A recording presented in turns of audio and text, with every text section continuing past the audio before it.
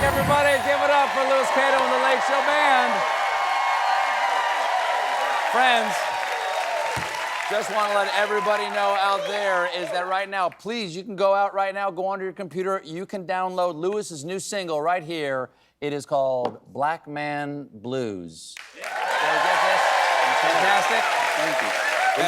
Released on Juneteenth. Absolutely. There you go. Fantastic song. Thank you. Ladies and gentlemen, my first guest tonight is a singer and a songwriter who needs no introduction. Please welcome back to The Late Show, Paul Simon.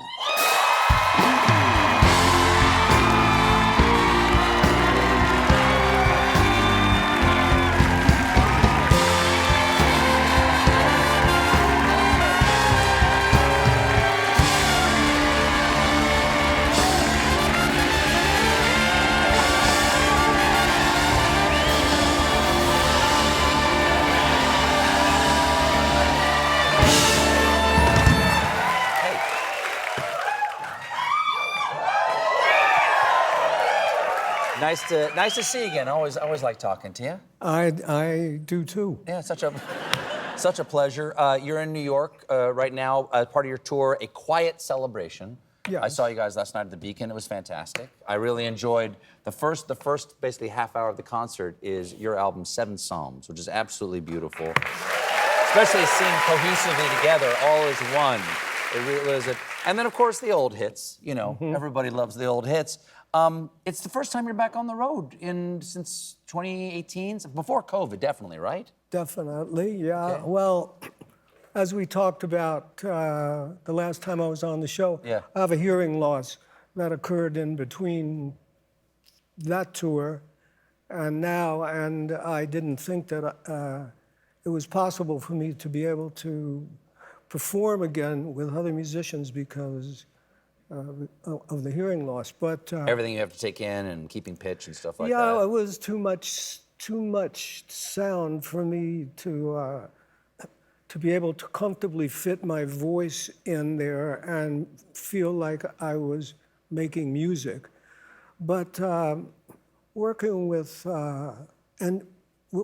my sound engineer, we came up with this idea to put a speaker right over here, right next to my good ear. And that gives me enough sound to hear the guitars. So it gives you everything that you would be grabbing on your left ear and putting it over there?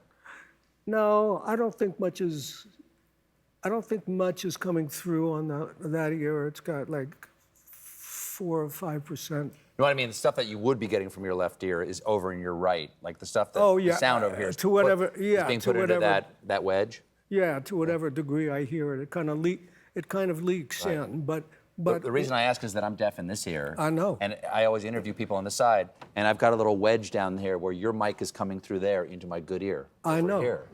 You told me. So you stole my idea. Just say some of my ideas are from. That's all I'm asking. Just be honest about it. Is just concert. Start the concert saying some of this is due to Stephen Colbert. I'll do that, but Please do. I really appreciate your generosity. You're welcome. Well, here you are. This is you. This is the first night. This was down in New Orleans? Yeah. This is the first night. Okay, this was on April 4th. So you haven't, you spent your whole life performing in front of crowds of people. And so this is the first time in 7 years that you've done that. What did that feel like for you to go out and do that? Well, the first night, I was actually nervous. I never get nervous about performing because I've been doing it since I'm 16, professionally since I'm 16. But I was nervous that night because I didn't know what would happen in a theater. I'd rehearsed in a little studio, but in a theater. Yeah, it was an unusual feeling. And the show was really pretty good for just the beginning, Sure. It's much improved as we keep playing. The show that you saw last night. Pretty great. It was pretty great, yeah. Yes. I wasn't the only one crying. So you've said that it's up to your listeners to find meaning in your music. that the listener completes the song. I said the listener completes the song. Completes the song. Which lyrics? I'm very curious about Seven Psalms again because the music is quite complex, the lyrics are quite complex, and some of them are some seem very personal and present, and some seem sort of mystical. I'm curious what lyrics from that album leap out to you and are like the most significant ones for you. Well, there are several lines that are important thematically. No one dies of too much love is one of them. It seems to me we're all walking down the same road to wherever it ends. But my favorite line in the whole piece is from the song that we're going to sing later, Edie and I. That's the Sacred Harp. And the line that I like is, the woman spoke, her voice a blend of regional perfumes. That's my favorite. That's lovely. What's the oldest song?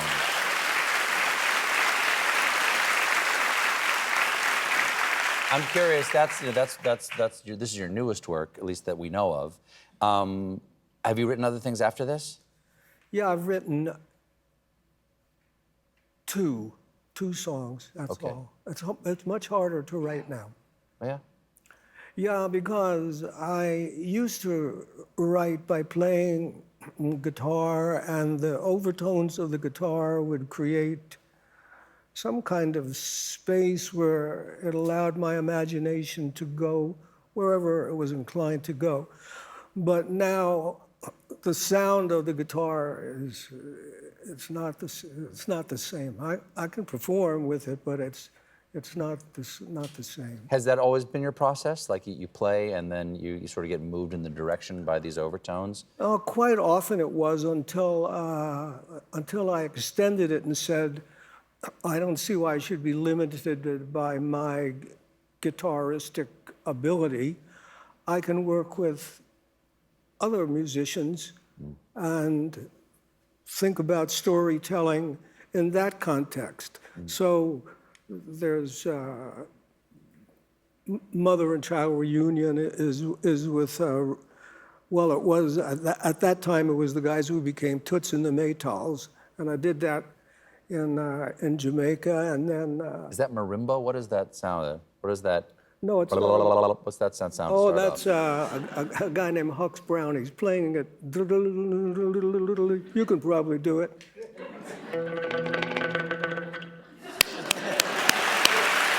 Right note. What's the oldest song that you do in the set last night? The oldest song in there is The Sound of Silence. I wrote it.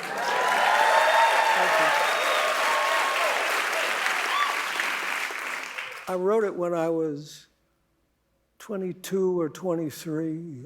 That's so amazing to me because you've written so many different styles. Like your sound has evolved so many ways over the years. But I know that you guys like love the Everly Brothers. Like you love that sound. That's a million miles from the Everly Brothers, The Sound of Silence. Why do you think you made that leap at such a young age to such a complex and somber sound? Complete mystery to me.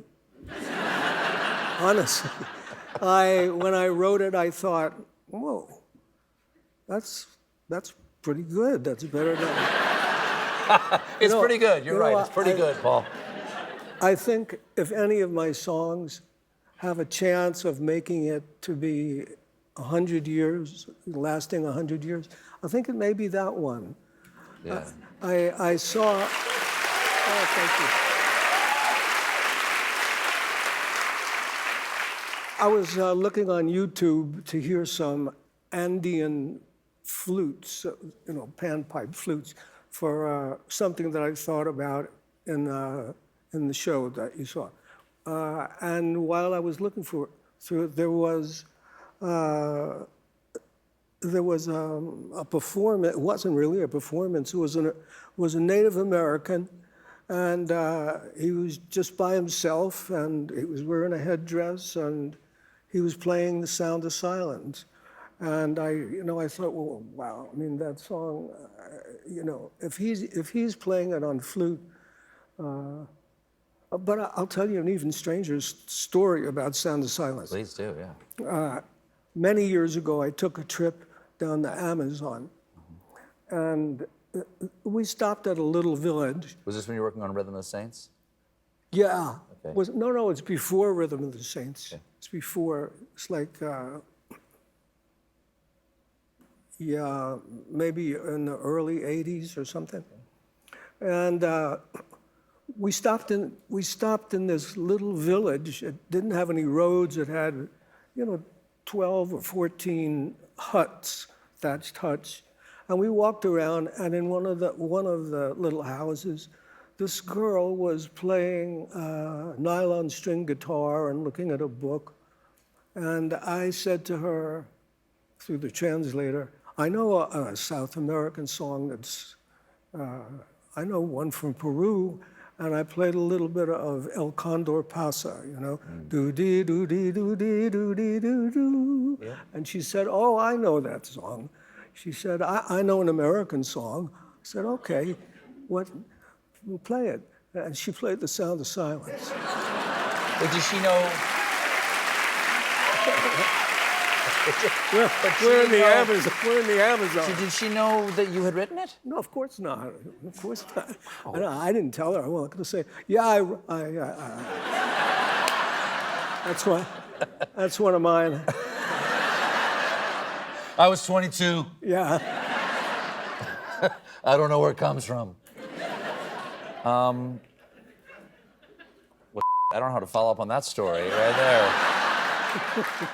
Last night you ended with I think a different song that you planned, because when I got backstage, one of your guys told me, oh yeah, he called an audible on that last song in the encores. Yeah. You played Wartime Prayers. Yeah. Why'd you play that song? Feels like we're at that moment where you can really really see it and feel it. And the tragedy and the sorrow of it is so immense that it's almost, well, it's almost surreal to be living at this moment with all of this going on, and that we're still, as a species, dropping bombs on each other. It's, well, and that's why I played that song. You told me that the first line of a song, you've said that the first line of a song is critical. Yeah. And you've got some great. What are some of your favorite first lines of songs where you think you really hit the ball in the first line? Well, first of all, I should say the first line is very important, but it's not necessarily critical to what I'm about to say. But I think, it's a song I don't much perform anymore, but I think, one of the best first lines I ever wrote was, when I think back on all the crap I learned in high school, it's a wonder I could think at all. But, a song like You Can Call Me Al. Sure. I'm writing. Man walks down the street. Yeah, it was because I have no idea what I'm about to talk about. So it's something like, guy walks into a bar. Or there was a rabbi, a minister, and a priest. It's how something begins. Yeah. A man walks down the street. He says, why am I soft in the middle? Why am I soft in the middle? The rest of my life is so hard. Okay, good. At least I know. So I've got a character now. Sure. And from there, the song builds, and it starts off with this guy who's worried about that he's soft in the middle, and it ends up with, visiting an African country and seeing angels in the architecture. So the story grows, but I didn't know what the story was when I wrote the first song. Well, you Can Call Me Al. Is there an Al? Is there a Betty? Well, I'll tell you that story too. Yeah. There was. This was back, let's see, and maybe in the late 70s. And I was married to my first wife, Peggy, and we were having a party, in our apartment. And I invited, a bunch of just musicians, and there was one musician, Stanley Silverman, who's a classical composer, and I invited him, and he called me and he said, I'd love to come, but I have to escort Pierre Boulez around. Pierre Boulez was, one of the giants of classical music of the 20th century, and had just been appointed the conductor of the New York Philharmonic. So I said, well, you can bring him if he wants to come. Sure. So I said, I doubt it. But he called me back. He said, no, Pierre would like to come. I said, oh, great. So he comes, and Peggy and I are there, and Stanley says, this is Paul and his wife, Peggy. And I say, thank you. It's such a pleasure to meet you. And anyway, this is a group of pretty much stone musicians, And in about 15 minutes, Stanley says, Pierre is ready to leave, but he'd like to say goodnight to you and your wife. I said, well, I don't know where she is, but he comes and he says, look, I have to leave now, but thank you, Al, for inviting me. And please also give my thanks to Betty. Fantastic. Fantastic. As you were saying before, one of the loveliest parts about last night was seeing your wife, Edie Brickell, singing with you on stage. And you guys are going to do a song tonight that you mentioned before, the Sacred Harp. And what's the story you tell in that song? It's about driving through what I imagine to be Texas, and picking up two hitchhikers and hearing their story and what they have to say. And again, it starts off with, it starts off where it says, a change of mood, a summer storm erased the sunny sky. Two hapless hitchhikers were signaling us as we were cruising by. Not in the mood for idle chat or hitchhike company.